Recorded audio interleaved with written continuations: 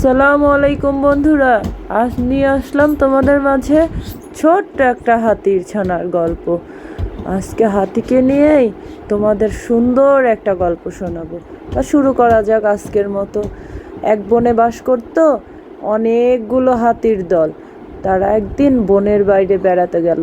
সেখানে বেড়াতে গিয়ে ছোট্ট একটা বাচ্চা হাতিকে তারা ছেড়ে আসলো। কিছু মানুষ তাদের তাড়া করার কারণে বাচ্চাটিকে ফেলে আসতে তারা বাধ্য হয়। পরবর্তীতে বুঝতে পারে বাচ্চাটি ছাড়া পড়েছে। তো বাচ্চাটি গিয়ে একটা কৃষকের হাতে ধরা পড়ে। সেই কৃষকের কাছেই সে বেড়ে উঠতে থাকে।